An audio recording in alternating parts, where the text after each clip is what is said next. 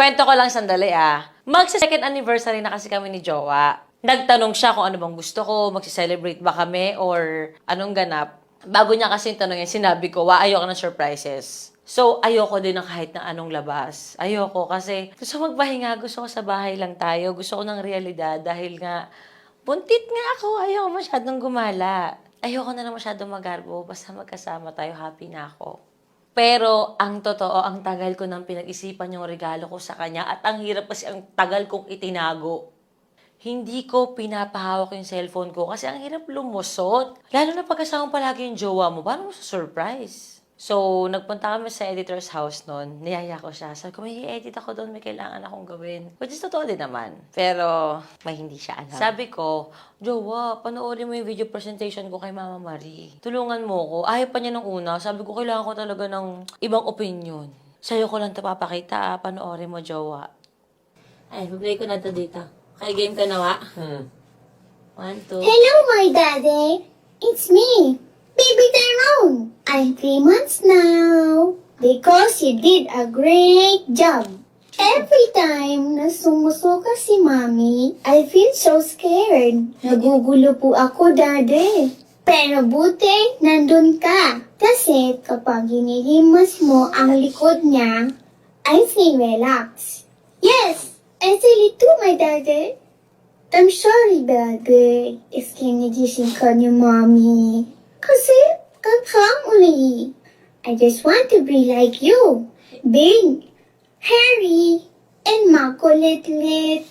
Every time you make Mommy happy, I'm so happy too. But every time na inaaway ka ni Mommy, it's also because of me. I'm sorry, Daddy. I messed up Mommy's hormones. But it's okay. You always makes us feel secure and loved. Don't worry, Daddy. I'm trying my best to go big now so we can see each other. But I cannot talk to you right now. But my heart can.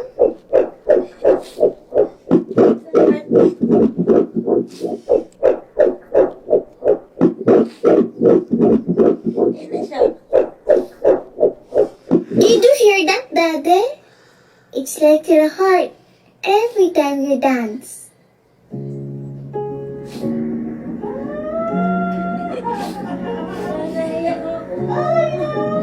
Wait lang, kasi iyak ka. Gagalaw din tayo. Yan na, totoo na.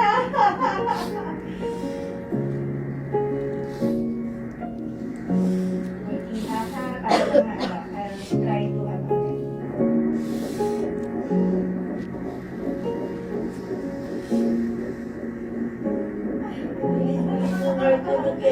Yes, because the heartbeat is 120 to 160 for babies.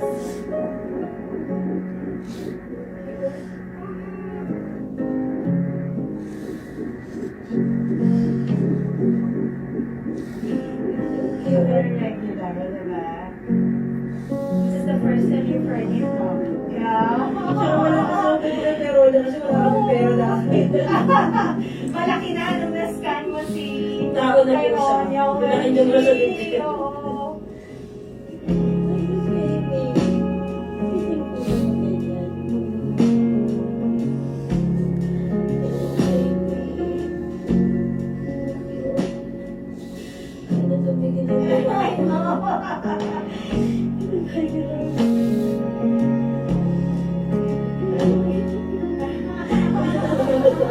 Sige, natawa ko na.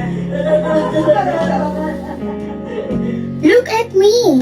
I'm just 11 weeks and 5 days. But I'm so makulit-lit. Okay na.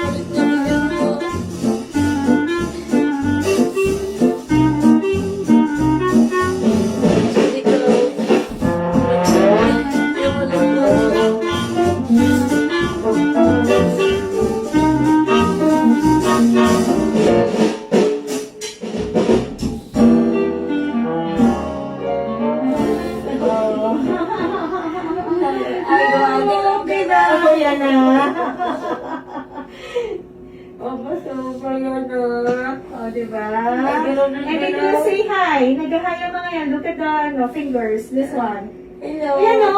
Hello. These are the fingers. I'm focusing the face kasi. Oh, see? Cute naman. Oo. Gumagalaw. Diba? Oo. Yeah. Oh. Nasisipag It's na siya. facing you. Ayan, Oo, tas dapa na.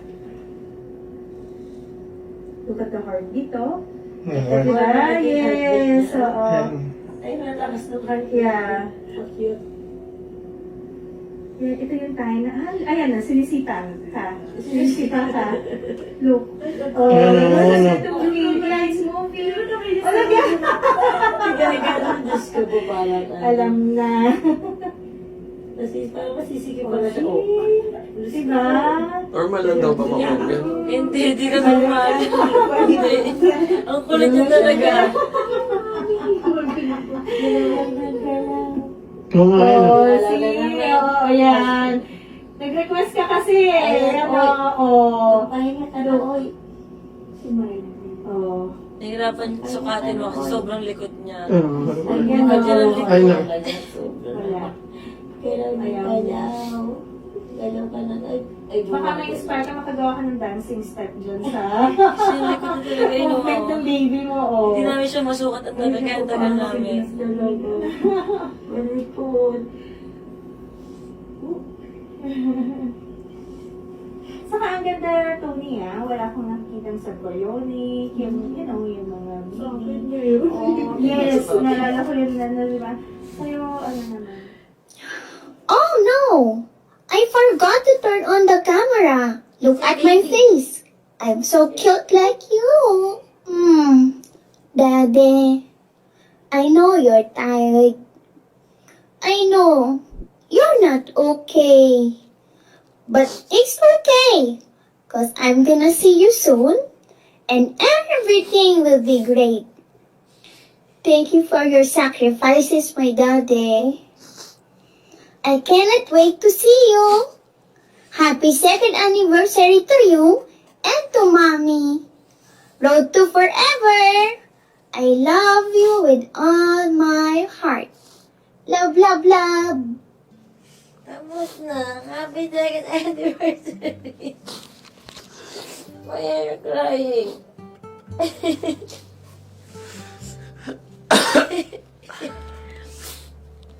Are you okay?